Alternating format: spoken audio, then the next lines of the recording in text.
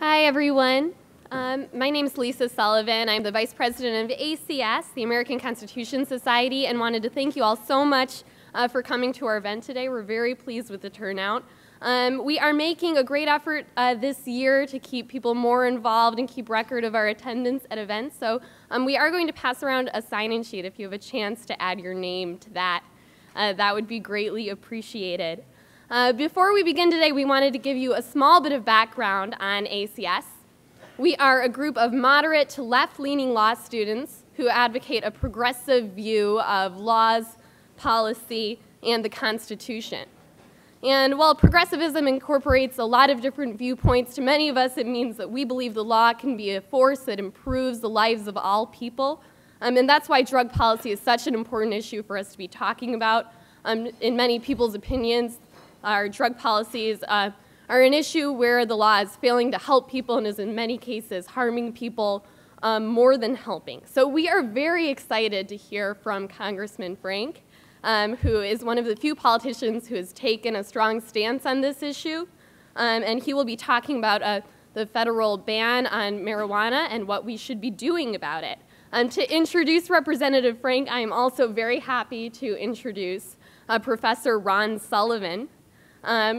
Professor Sullivan is not only a fantastic professor of law here at Harvard, he is a former public defender, having worked with the Public Defender Service of the District of Columbia, and is thus also very informed about the issue of drug policy reform and has some perspectives on that he may be able to share in his introduction. So I'm very pleased to have both of our speakers here today. Thank you, Professor Sullivan.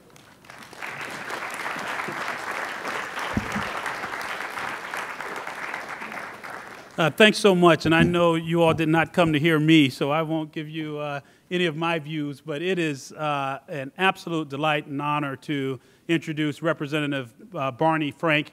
As a resident of Newton, Massachusetts, he is my congressman in the 4th District. He's been in Congress since 1980 and is the ranking member of the Financial Services Committee. In addition to what you're going to hear about today, Representative Frank has been a leader in issues that impact citizens, poor citizens, dispossessed citizens, everything from a constant supporter of the Equal Rights Amendment to legislation that helps to lower the risk of people being falsely convicted by the misuse of biological evidence. Barney Frank sits at the forefront of these issues.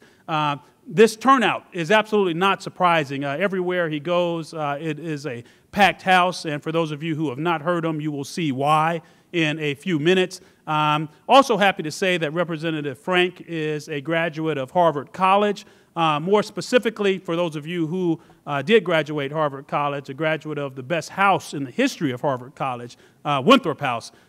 So we're glad to have him back at the university. In addition to being a graduate of the Harvard College and Winthrop House, he's a graduate of the Harvard Law School. So welcome home, Representative Frank. As you know, today we're going to talk about the ending the federal prohibition against marijuana. So we look forward to the Congressman's comments. Welcome, Congressman, and the mic is yours. Thank you. Thank you. I'm very glad to be here to speak under the auspices of the American Constitution Society, which I greatly admire and whose presence I welcome, and who one of the people I most admired and worked with in government was one of the founders, retired Judge Abner Mikva, who actually did great service as a member of Congress, as a member of the executive branch, and then on the appellate court and in Washington. So I'm very pleased to be here. I will talk for a little while and throw this open just to get the basics out. I am the lead sponsor, along with Congressman Ron Paul of Texas and some other Democrats and Republicans, of two pieces of legislation. One would get rid of the federal prohibition where medical marijuana is allowed, and that's one we did for a couple of years. And then this past year we did the broader one, which would be to remove all federal criminal penalties for the possession and personal use, for the personal use of marijuana and the possession of amounts for personal use. We are in a complicated federal-state area here. Let me begin on the medical marijuana. I have to say that there have been some recent discouraging developments from my standpoint on behalf of the Obama administration. The Clinton administration was very good. We have, as many of you know, this conflict situation where a number of states have voted to allow people to use marijuana if it is medically prescribed. In most of the states, and all but about one, that happened by referendum. One of the things I want to make as an important point is I have had people tell me they thought that was very brave of me to do this. Not so much. I believe there are two issues in America today where the voters are more enlightened than the elected officials. I don't think that's always the case. Too many of my friends on the left assume that wisdom always resides in the voters until they disagree with the voters, and they got a problem describing why not. But there are two areas where the public is clearly ahead of the politicians: legalizing marijuana and reducing military spending. I'm going to talk only about the marijuana one today. But we have a situation where the Clinton administration did the right thing and essentially said they would not prosecute people in those states where medical marijuana was permissible if they were getting it prescribed to them, and they weren't going to prosecute the people who were making it available. The Bush administration went into prosecution of this. There was then a federal lawsuit, which was kind of interesting because the usual ideological sides got somewhat reversed. The question was a states' rights issue. And actually, some of the conservatives voted with the states. The states' rights position at that point was to allow state medical marijuana laws to, in effect, overcome the federal statute, the federal supremacy clause on the other side. The liberal justices, on the whole, upheld the federal statute. They have been misinterpreted by some who have said, see, even these liberals think marijuana should be illegal. They thought no such thing. They did think that in America, in our constitutional system, under the supremacy clause, even a state referendum can't beat a federal statute. But just because the federal government can prosecute constitutionally people who use medical marijuana in accordance with state law doesn't mean that they have to or even that they should. Bush began to prosecute, and it was in the defense against one of those prosecutions that the Supreme Court upheld this. The Obama administration initially moved back from the prosecution, but recently they have moved more towards it, and I am very distressed by this. In fact, I mean to ask Attorney General Holder, is there any legal way for someone in the state where medical marijuana is allowed to receive the medical marijuana? I'm not clear under the Obama administration's approach that it is. And there was a recent effort again by some U.S. attorneys to go after people. And they're arguing, well, some people aren't really sick. They're just using marijuana because they want to use it.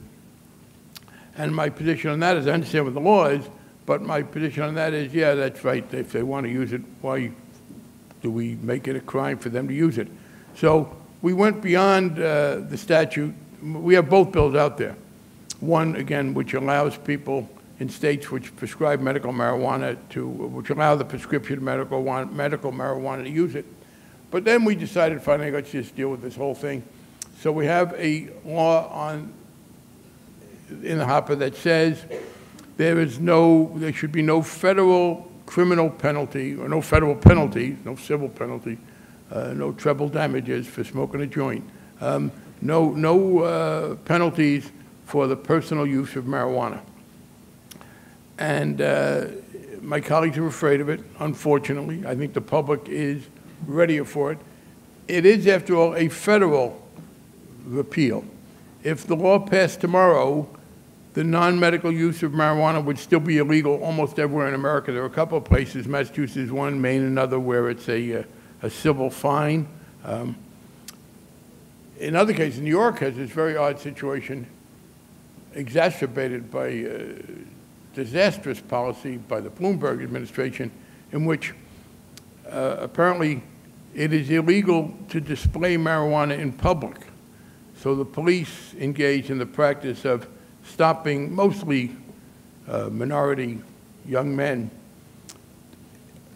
demanding that they empty their pockets, and when they did so, not having the legal understanding of why they didn't have to, they were then prosecuted for showing marijuana in public. That is, people walking around with marijuana in their pockets, which was not illegal, have been ordered by the police in New York to empty their pockets and therefore be illegal. Now, I'm told the Bloomberg administration has finally stopped doing that.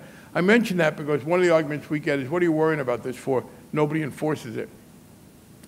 The argument nobody enforces it usually comes from older white people, because it is true, nobody enforces it against them. I had this debate with Jay Leno, who said, no, look, it's all right. Hey, if you want to use it, nobody gives you a hassle, but it's better not to make it legal.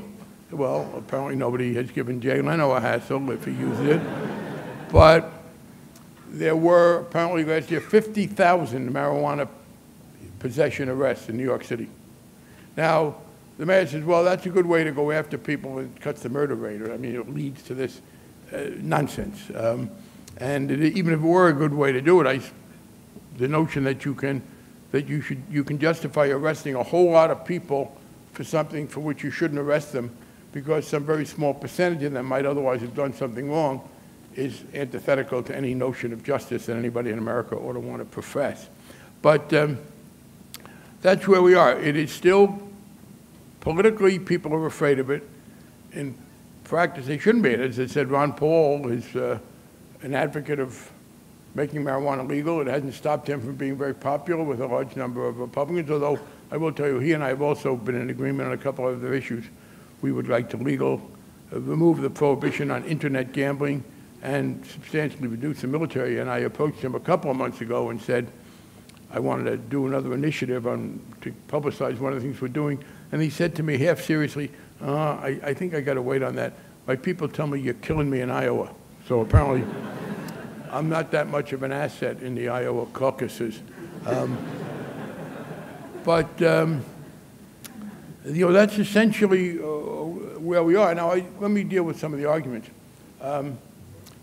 And I think this is really important. It's to get the framework right. The initial response I get is, whether it's marijuana or gambling for that reason, well, why are you pro-gambling? Why do you want to encourage marijuana?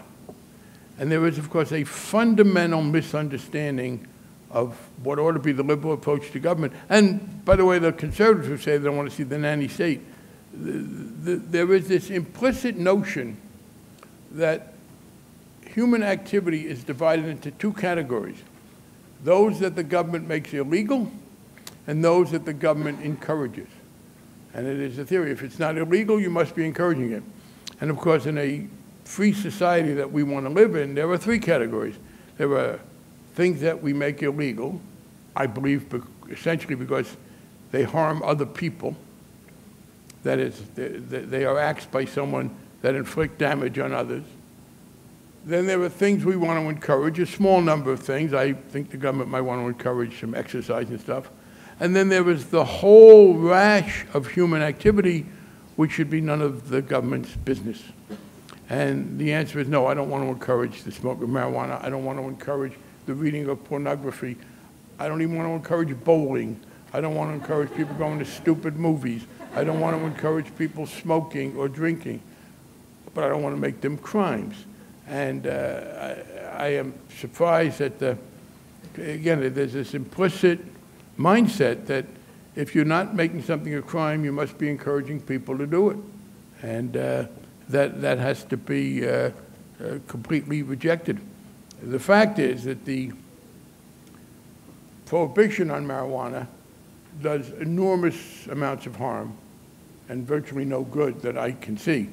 If you did think smoking marijuana was a terrible plague, then you'd have to deal with it much more effectively than you are. Let's take an example, smoking, which is a much greater health problem in America than marijuana. So is alcohol, by the way. Smoking has far worse impact on people who do it and their health. Alcohol can hurt people's health, and it also is the much more important factor in causing antisocial behavior. And I've said, I talked to police officers about this. If a police officer is called at 1 o'clock in the morning by someone who said, you know, there's a bunch of guys making a lot of noise in the alley behind my house, I can't sleep, it's 1 o'clock in the morning, would you go roust them out of there? If the police officer is told that they've been drinking beer, maybe wine, he's probably going to have his hand on his baton and be ready for trouble. He might even call for backup. If he's been told that they are smoking marijuana, he's more likely to bring a bag of potato chips. And I mean, the fact is that marijuana use does not induce the violent behavior that alcohol use induces. It does not lead to any social behavior, although there's an interpretation of that. Richard Nixon appointed a commission in the 60s. Well, he became president in 68. There was a President's Commission on Marijuana, and they were clearly trying to find reasons to continue the prohibition. There was a period back then when it looked like there was some more support for making it legal. And the commission's report, somebody can get it out of the library, the commission's report essentially concluded they appeared to be frustrated. They could not find any real harm that was done by marijuana except one, and it was that the smoking of marijuana suppressed people's entrepreneurial and competitive instincts. I'm not making this up. Letting people smoke marijuana was bad for the economy because they did not want to work as hard and be as creative. So let's go with these two arguments. As I said, in terms of health, smoking tobacco clearly has had much more negative effects on people's health than smoking marijuana. And what I said is that if you really think something's a bad thing and you don't want people to do it, making it illegal is not the best thing for a certain kind of activity. Now, let me do a little bit of a linguistic thing here. We have this category called victimless crimes, and people think that's a philosophical point. Oh, you mean, you know, there are victims because when people do this, their families suffer. No, victimless crime has a very specific law enforcement-related meaning to me. We're a free society.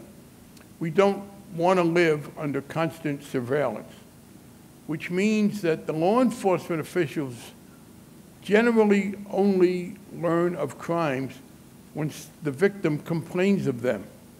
Now, there are some problems there with fraud and white-collar crimes, and there we do have to have some intrusive activity. But for most crimes, law enforcement is triggered by a complaint.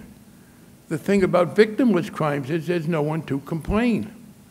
No one reports herself for smoking marijuana. No one reports himself for consensual sexual activity. So that's the issue we have, and that's why prohibition is often ineffective. It was certainly ineffective for alcohol. It is ineffective for marijuana. In other words, I'm saying even if you believe that smoking marijuana is a terrible plague, you should be even less satisfied with the status quo than I am, because I recognize a lot of people who aren't 19-year-old Hispanic kids can smoke marijuana and no one will bother them much. But I would still like to make it legal. I'd like to get the tax revenue. I'd like to have some better health and consumer protection. But if you really think that this is a terrible plague, when people decided that cigarette smoking really was such a health hazard that we had to diminish it, fortunately, people didn't make it illegal. They began a series of educational campaigns of compelling things on the advertising. In fact, public policy and voluntary efforts mobilized by it have substantially reduced tobacco smoking, not by prohibiting it.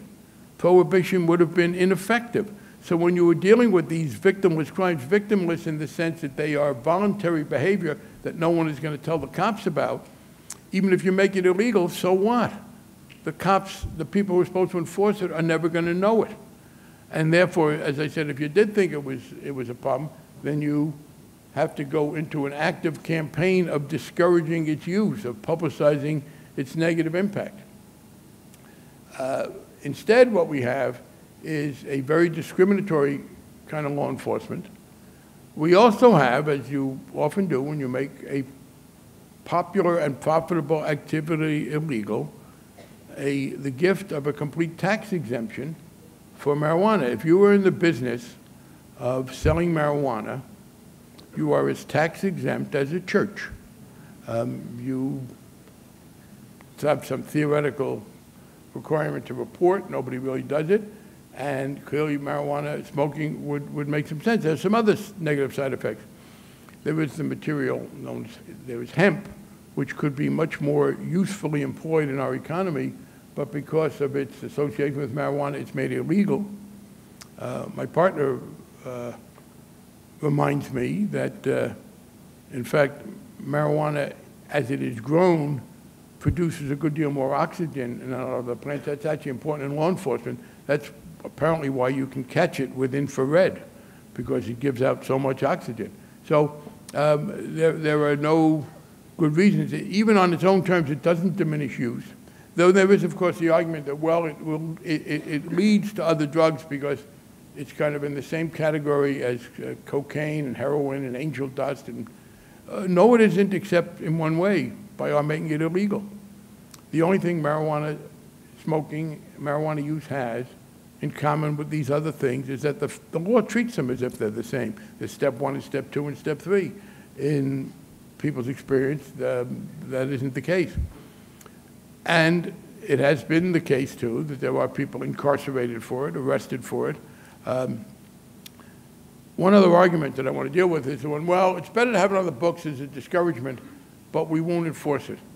That is the worst possible approach to law enforcement. I'm surprised that more police officers aren't concerned about this, because the worst thing you do to law enforcement people is to give them a mandate to enforce a law and then yell at them when they do. Law enforcement is damned if it does and damned if it doesn't go after people for smoking marijuana. So it's really, it seems to me, an overwhelming case in favor of removing the prohibition for adults. And then, of course, we have the argument, well, but if you remove the prohibition for adults, more kids will do it. Once again, the current system is totally ineffective in that way. Secondly, there are a whole range of activities in our society which we allow adults to do and not people under a certain age, and the age is always arbitrary, but there's some general cutoff. I mean, you cannot run a free society if you prohibit adults in general from doing things because a small number will prohibit it or children will use it. So I come back to the basics. It's an anomaly. I think, I'm not a social historian, I'm not sure why marijuana is illegal. Well, inhaling tobacco and drinking hard liquor is not illegal. As I said, whether you're measuring by health effects or potential negative effects on your behavior towards others, marijuana, it seems to me, the least damaging of those three by any category. It is the case that marijuana smoking has been associated with unpopular groups. It was, there was a racial element at first. Marijuana was, particularly among musicians, if you go back in American social history, there was probably more interracial social mingling in the music area. Then it became, of course, associated with political protesters in the 60s. I'm not sure exactly how this happened, but we are left now with a policy that doesn't make sense. And I'll just close this off and I'll throw it open. The public is aware of this. The public is aware that there are no good reasons, I believe, for this, that it is enormously hypocritical. Look, a large number of people in our society have smoked marijuana and have suffered no ill effects from it, and knowing that, are sympathetic to it not being illegal. So it's a case, and people say, what can we do about it? I think if my colleagues knew what people really thought about this, things would change. I am going to begin with, and I would urge people to do this, let the Obama administration know that we think it's a great mistake for the U.S. attorneys to get back in the business of prosecuting sick people who are using marijuana, or of not prosecuting them, but prosecuting anybody who might grow it so it can be sold to them or sell it to them, et cetera, because you can effectively neuter the medical marijuana laws by doing this. There is no question that some of the people are using the existence of medical marijuana statutes to make marijuana more widely available than the medical marijuana statutes contemplate. And my answer is, I would quote my grandmother, no. Who cares? Okay, is that such a problem in this world? Are there no other problems you can go after? I mean, I did this with regard to gambling. It is true, there were people who were engaged in internet, because I think the laws against internet gambling are ridiculous. And although I know I get some problems from the liberals here, for some reason, I have liberal friends who are for letting people smoke marijuana, and they are for letting 14-year-olds get abortions without telling their parents in certain circumstances, and for people being able to read and watch the most degrading depictions of the human body, all of which I also support, but they won't let people gamble. And I don't understand why that became such an exception to a general sense of letting people make their own choices, whether you like them or not. But I said with regard to gambling, the Obama administration started prosecuting people who were engaged in illegal gambling on the internet. And some of them were engaged in illegal gambling. And my response was, you know, with all the things, with the New York, the Southern District of New York U.S. Attorney, who's got the financial stuff in his bailiwick. And my response was, you know, I just think that he could have found other things to go after, particularly with the mortgage crisis and the lack of some prosecutions there. When I said, well, you know, instead of going after people trying to get a full house, I wish you would have gone after people who made all the empty houses. And it's the same with this. So in fairness to them, yeah, there was clearly in some cases a pattern of violation. But U.S. attorneys can't prosecute everything. They have to make a distinction. And the problem here is, and I don't mean to say they're simply getting law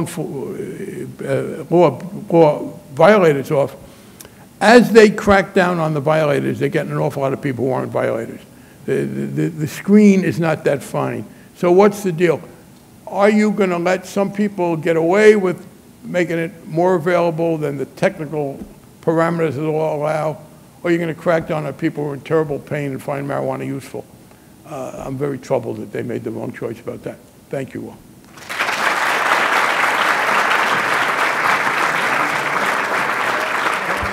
I'd like to thank you all once again for coming here today, and thank you to both Professor Sullivan and Representative Frank for a very thoughtful discussion. If anyone did not get a chance to sign up for our email list that would like to, please see me afterwards. And once again, thank you for being here today.